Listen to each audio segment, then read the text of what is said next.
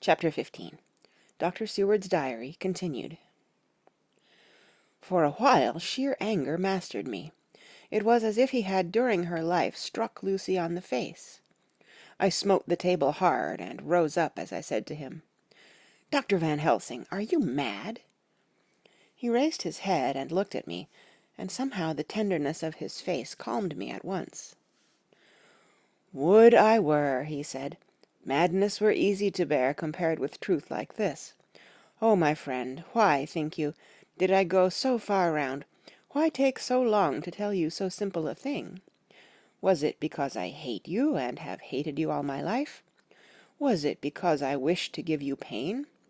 Was it that I wanted, now so late, revenge for that time when you saved my life, and from a fearful death?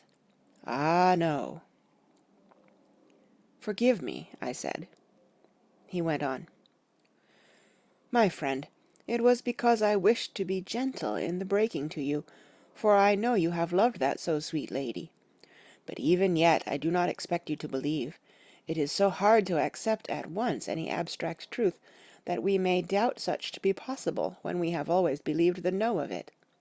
It is more hard still to accept so sad a concrete truth, and of such a one as Miss Lucy. Tonight I go to prove it. Dare you come with me?" This staggered me. A man does not like to prove such a truth. Byron excepted from the category jealousy. And prove the very truth he most abhorred. He saw my hesitation, and spoke. "The logic is simple, no madman's logic this time, jumping from tussock to tussock in a misty bog. If it be not true, then proof will be relief. At worst it will not harm. If it be true, ah, there is the dread, yet very dread should help my cause, for in it is some need of belief. Come, I tell you what I propose. First, that we go off now and see that child in the hospital. Dr. Vincent of the North Hospital, where the papers say the child is a friend of mine, and I think of yours, since you were in class at Amsterdam. He will let two scientists see his case, if he will not let two friends. We shall tell him nothing, but only that we wish to learn. And then—" "And then?" He took a key from his pocket and held it up. "And then we spend the night, you and I, in the churchyard where Lucy lies. This is the key that locked the tomb. I had it from the coffin man to give to Arthur." My heart sank within me, for I felt that there was some fearful ordeal before us. I could do nothing, however, so I plucked up what heart I could, and said that we had better hasten, as the afternoon was passing. We found the child awake. It had had a sleep and taken some food, and altogether was going on well. Dr. Vincent took the bandage from its throat and showed us the punctures. There was no mistaking the similarity to those which had been on Lucy's throat. They were smaller, and the edges looked fresher. That was all. We asked Vincent to what he attributed them, and he replied that it must have been a bite of some animal, perhaps a rat, but for his own part he was inclined to think it was one of the bats, which are so numerous on the northern heights of London. "Out of so many harmless ones," he said, "there may be some wild specimen from the south of a more malignant species. Some sailor may have brought one home, and it managed to escape. Or even from the zoological gardens a young one may have got loose, or one be bred there from a vampire. These things do occur, you know. Only 10 days ago a wolf got out, and was, I believe, traced up in this direction. For a week after, the children were playing nothing but Red Riding Hood on the heath, and in every alley in the place, until this Bloofer Lady scare came along, since when it has been quite a gala time with them. Even this poor little mite, when he woke up today, asked the nurse if he might go away. When she asked him why he wanted to go, he said he wanted to play with the Bloofer Lady." "I hope," said Van Helsing, "that when you are sending the child home, you will caution its parents to keep strict watch over it. These fancies to stray are most dangerous, and if the child were to remain out another night, it would probably be fatal. But in any case, I suppose you will not let it away for some days." Certainly not. Not for a week at least. Longer if the wound is not healed. Our visit to the hospital took more time than we had reckoned on, and the sun had dipped before we came out. When Van Helsing saw how dark it was, he said, "There is no hurry. It is more late than I thought. Come, let us seek somewhere that we may eat, and then we shall go on our way." We dined at Jack Straw's Castle, along with a little crowd of bicyclists and others who were genially noisy. About 10 o'clock we started from the inn. It was then very dark, and the scattered lamps made the darkness greater when we were once outside their individual radius. The professor had evidently noted the road we were to go, for he went on unhesitatingly, but as for me, I was in quite a mix-up as to locality. As we went further, we met fewer and fewer people, till at last we were somewhat surprised when we met even the patrol of horse police going their usual suburban round. At last we reached the wall of the churchyard, which we climbed over. With some little difficulty, for it was very dark, and the whole place seemed so strange to us, we found the Westenra tomb. The professor took the key, opened the creaky door, and, standing back, politely, but quite unconsciously, motioned me to precede him. There was a delicious irony in the offer, in the courtliness of giving preference on such a ghastly occasion. My companion followed me quickly, and cautiously drew the door to, after carefully ascertaining that the lock was of falling, and not a spring one. In the latter case we should have been in a bad plight. Then he fumbled in his bag, and taking out a matchbox and a piece of candle, proceeded to make a light. The tomb in the daytime, and when wreathed with fresh flowers, had looked grim and gruesome enough, but now, some days afterwards, when the flowers hung lank and dead, their whites turning to rust and their greens to browns, when the spider and the beetle had resumed their accustomed dominance, when time-discolored stone, and dust-encrusted mortar, and rusty dank iron, and tarnished brass, and clouded silver plating gave back the feeble glimmer of a candle, the effect was more miserable and sordid than could have been imagined. It conveyed irresistibly the idea that life, animal life, was not the only thing which could pass away. Van Helsing went about his work systematically, holding his candle so that he could read the coffin plates, and so holding it that the sperm dropped in white patches, which congealed as they touched the metal. He made assurance of Lucy's coffin. Another search in his bag, and he took out a turnscrew. "What are you going to do?" I asked. "To open the coffin. You shall yet be convinced."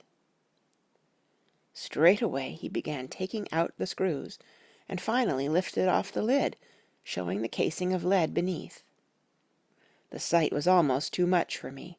It seemed to be as much an affront to the dead as it would have been to have stripped off her clothing in her sleep whilst living. I actually took hold of his hand to stop him. He only said, "You shall see," and again fumbling in his bag, took out a tiny fret saw. Striking the turnscrew through the lead with a swift downward stab, which made me wince, he made a small hole, which was, however, big enough to admit the point of the saw. I had expected a rush of gas from the weak old corpse. We doctors, who have had to study our dangers, have to become accustomed to such things, and I drew back towards the door. But the professor never stopped for a moment. He sawed down a couple of feet along one side of the lead coffin, and then across, and down the other side. Taking the edge of the loose flange, he bent it back towards the foot of the coffin, and holding up the candle into the aperture, motioned me to look. I drew near and looked. The coffin was empty. It was certainly a surprise to me, and gave me a considerable shock, but Van Helsing was unmoved. He was now more sure than ever of his ground, and so emboldened to proceed in his task. "Are you satisfied now, friend John?" he asked. I felt all the dogged argumentativeness of my nature awake within me as I answered him, I am satisfied that Lucy's body is not in that coffin, but that only proves one thing." "And what is that, friend John?" "That it is not there." "That is good logic," he said, "so far as it goes. But how can you account for it not being there?" "Perhaps a body snatcher," I suggested. "Some of the undertaker's people may have stolen it." I felt that I was speaking folly, and yet it was the only real cause which I could suggest. The Professor sighed. "Ah, well," he said, "we must have more proof. Come with me." He put on the coffin lid again, gathered up all his things, and placed them in the bag, blew out his light, and placed the candle also in the bag. We opened the door and went out.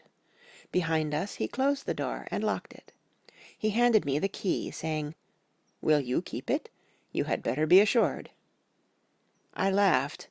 It was not a very cheerful laugh, I am bound to say, as I motioned him to keep it. "A key is nothing," I said.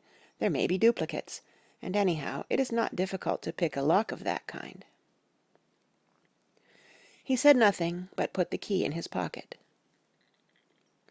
Then he told me to watch at one side of the churchyard, whilst he would watch at the other.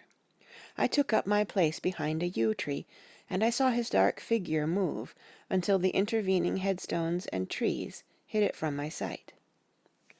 It was a lonely vigil. Just after I had taken my place, I heard a distant clock strike 12, and in time came 1 and 2. I was chilled and unnerved, and angry with the Professor for taking me on such an errand, and with myself for coming. I was too cold and too sleepy to be keenly observant, and not sleepy enough to betray my trust, so altogether I had a dreary, miserable time. Suddenly, as I turned round, I thought I saw something like a white streak moving between two dark yew trees at the side of the churchyard farthest from the tomb. At the same time a dark mass moved from the Professor's side of the ground, and hurriedly went towards it.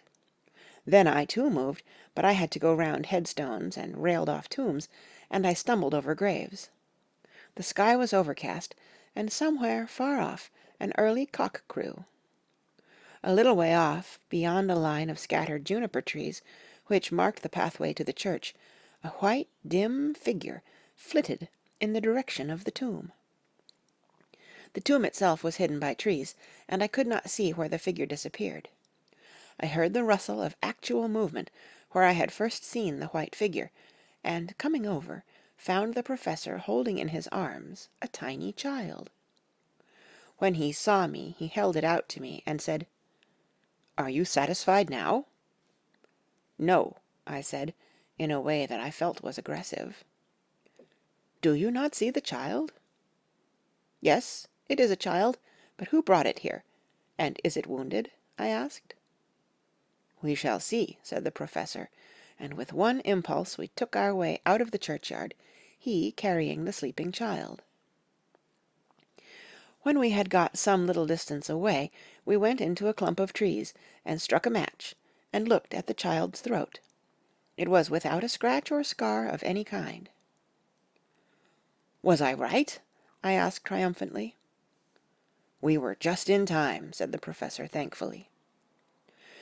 We had now to decide what we were to do with the child, and so consulted about it.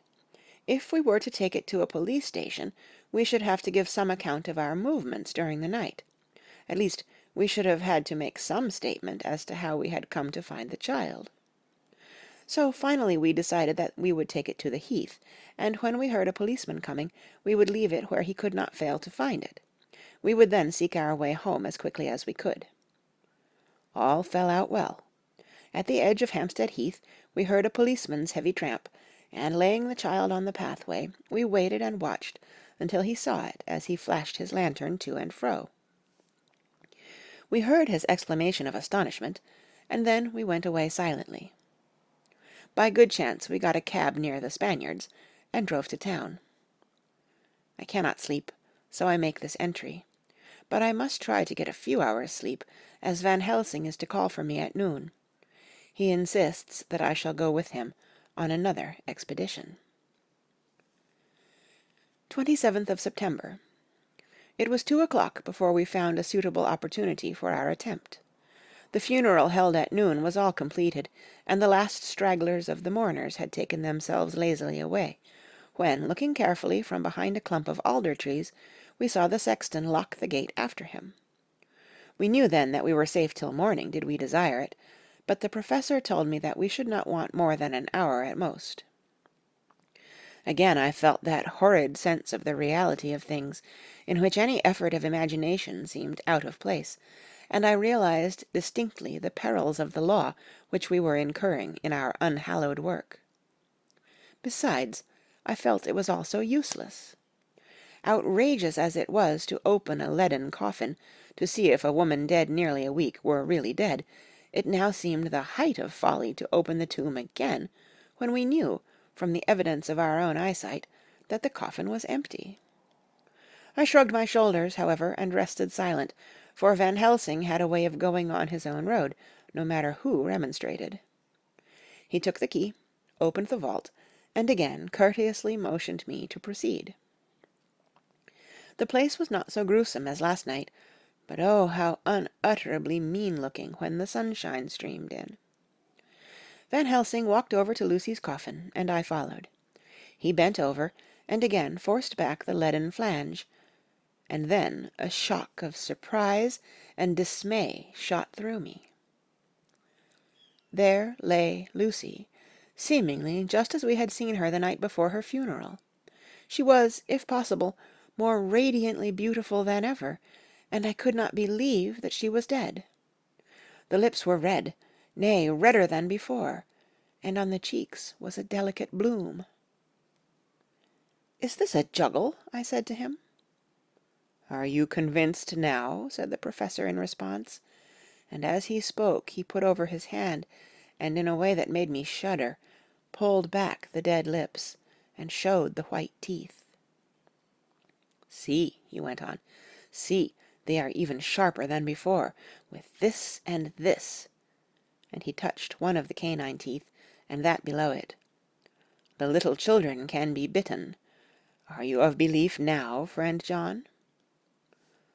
Once more argumentative hostility woke within me. I could not accept such an overwhelming idea as he suggested, so, with an attempt to argue of which I was even at the moment ashamed, I said, "She may have been placed here since last night." "Indeed, that is so. And by whom?" "I do not know. Someone has done it." "And yet she has been dead 1 week. Most peoples in that time would not look so." I had no answer for this, so was silent. Van Helsing did not seem to notice my silence. At any rate, he showed neither chagrin nor triumph. He was looking intently at the face of the dead woman, raising the eyelids and looking at the eyes, and once more opening the lips and examining the teeth. Then he turned to me and said, "Here there is one thing which is different from all recorded. Here is some dual life that is not as the common. She was bitten by the vampire when she was in a trance, sleepwalking. Oh, you start. You do not know that, friend John, but you shall know it all later.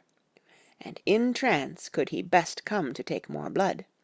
In trance she died, and in trance she is undead too. So it is that she differ from all other. Usually when the undead sleep at home," as he spoke, he made a comprehensive sweep of his arm to designate what to a vampire was home. "Their face show what they are, but this so sweet that was when she not undead, she go back to the nothings of the common dead.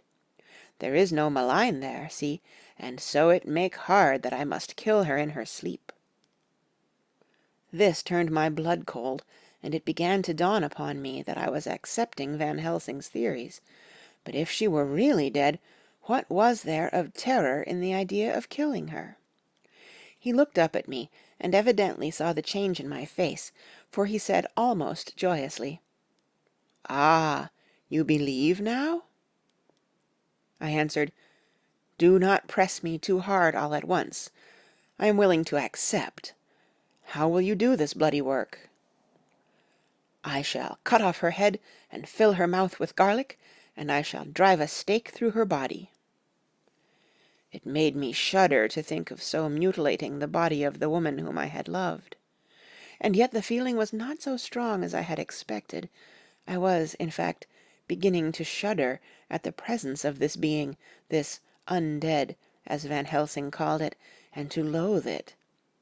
Is it possible that love is all subjective, or all objective? I waited a considerable time for Van Helsing to begin, but he stood as if wrapped in thought. Presently he closed the catch of his bag with a snap, and said, "I have been thinking, and have made up my mind as to what is best. If I did simply follow my inclining, I would do now, at this moment, what is to be done. But there are other things to follow, and things that are 1,000 times more difficult, in that them we do not know. This is simple. She have yet no life taken, though that is of time, and to act now would be to take danger from her for ever. But then we may have to want Arthur, and how shall we tell him of this?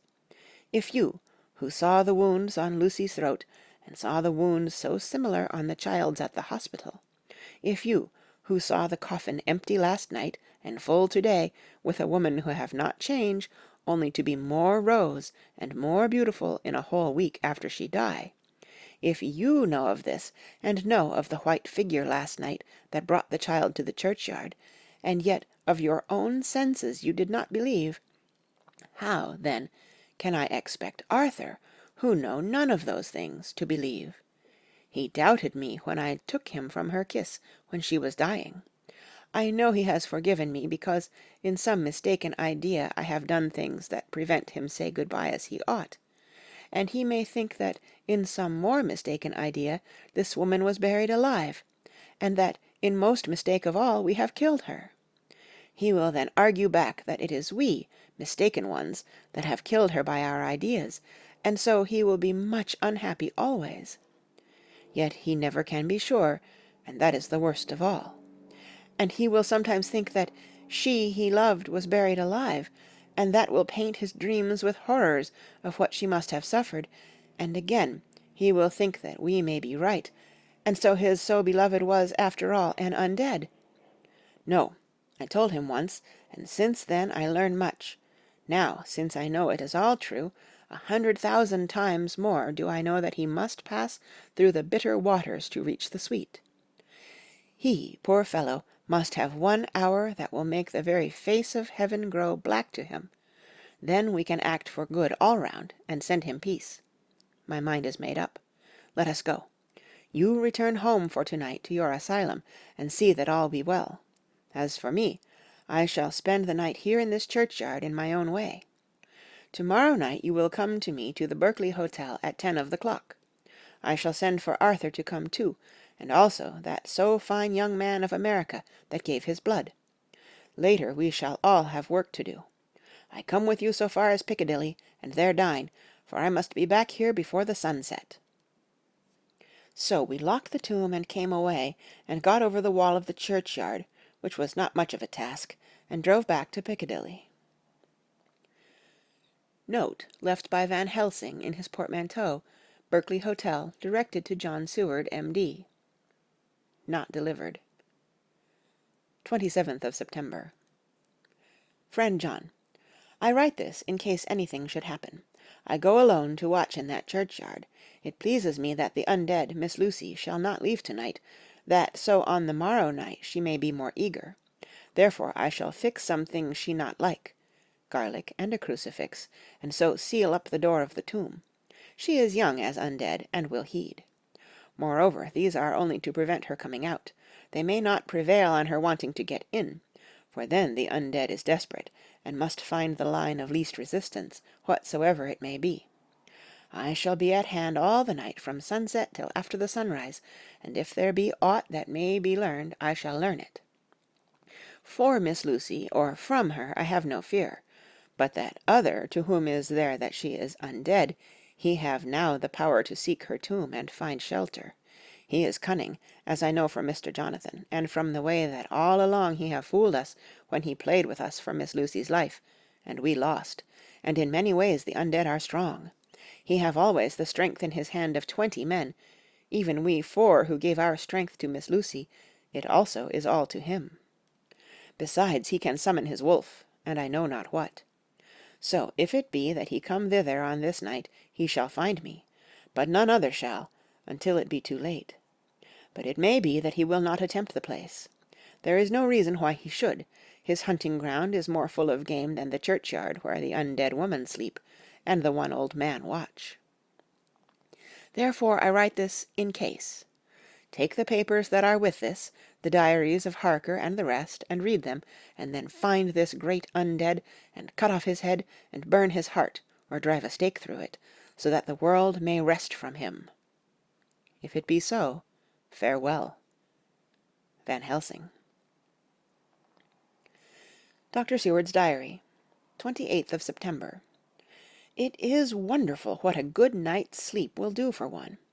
Yesterday I was almost willing to accept Van Helsing's monstrous ideas, but now they seem to start out lurid before me as outrages on common sense. I have no doubt that he believes it all. I wonder if his mind can have become in any way unhinged. Surely there must be some rational explanation of all these mysterious things. Is it possible that the professor can have done it himself? He is so abnormally clever that if he went off his head, he would carry out his intent with regard to some fixed idea in a wonderful way. I am loath to think it, and indeed it would be almost as great a marvel as the other to find that Van Helsing was mad, but anyhow I shall watch him carefully. I may get some light on the mystery. 29th of September, morning. Last night, at a little before 10 o'clock, Arthur and Quincy came into Van Helsing's room. He told us all that he wanted to do, but especially addressing himself to Arthur, as if all our wills were centered in his. He began by saying that he hoped we would all come with him too, for, he said, "There is a grave duty to be done there. You were doubtless surprised at my letter?" This query was directly addressed to Lord Godalming. "I was. It rather upset me for a bit. There has been so much trouble around my house of late that I could do without any more. I have been curious, too, as to what you mean. Quincy and I talked it over, but the more we talked, the more puzzled we got, till now I can say for myself that I'm about up a tree as to any meaning about anything." "Me too," said Quincy Morris laconically. "Oh," said the professor, "then you are nearer the beginning, both of you, than friend John here, who has to go a long way back before he can even get so far as to begin." It was evident that he recognized my return to my old doubting frame of mind, without my saying a word. Then, turning to the other two, he said with intense gravity, "I want your permission to do what I think good this night. It is, I know, much to ask, and when you know what it is I propose to do, you will know, and only then, how much. Therefore, may I ask that you promise me in the dark, so that afterwards, though you may be angry with me for a time, I must not disguise from myself the possibility that such may be. You shall not blame yourselves for anything." "That's frank, anyhow," broke in Quincy. "I'll answer for the professor. I don't quite see his drift, but I swear he's honest, and that's good enough for me." "I thank you, sir," said Van Helsing proudly. "I have done myself the honor of counting you one trusting friend, and such endorsement is dear to me." He held out a hand, which Quincy took. Then Arthur spoke out. "Dr. Van Helsing, I don't quite like to buy a pig in a poke, as they say in Scotland, and if it be anything in which my honor as a gentleman or my faith as a Christian is concerned, I cannot make such a promise. If you can assure me that what you intend does not violate either of these two, then I give my consent at once, though for the life of me I cannot understand what you are driving at." "I accept your limitation," said Van Helsing, "and all I ask of you is that if you feel it necessary to condemn any act of mine, you will first consider it well, and be satisfied that it does not violate your reservations." "Agreed," said Arthur. "That is only fair. And now that the pourparlers are over, may I ask what it is we are to do?" "I want you to come with me, and to come in secret to the churchyard at Kingstead. Arthur's face fell as he said in an amazed sort of way, "Where poor Lucy is buried?" The Professor bowed. Arthur went on, "And when there?" "To enter the tomb." Arthur stood up. "Professor, are you in earnest, or is it some monstrous joke? Pardon me, I see that you are in earnest." He sat down again, but I could see that he sat firmly and proudly, as one who is on his dignity. There was silence until he asked again, "And when in the tomb?" "To open the coffin." "This is too much," he said, rising angrily again. "I am willing to be patient in all things that are reasonable, but in this desecration of the grave of one who—" He fairly choked with indignation. The Professor looked pityingly at him. "If I could spare you one pang, my poor friend," he said, "God knows I would, but this night our feet must tread in thorny paths, or later, and forever, the feet you love must walk in paths of flame." Arthur looked up with set white face and said, "Take care, sir, take care." "Would it not be well to hear what I have to say?" said Van Helsing, "and then you will at least know the limit of my purpose. Shall I go on?" "That's fair enough," broke in Morris. After a pause Van Helsing went on, evidently with an effort. "Miss Lucy is dead, is it not so? Yes, then there can be no wrong to her. But if she be not dead—" Arthur jumped to his feet. "Good God!" he cried. "What do you mean? Has there been any mistake? Has she been buried alive?" He groaned in anguish that not even hope could soften. "I did not say she was alive, my child. I did not think it. I go no further than to say that she might be undead." "Undead? Not alive? What do you mean?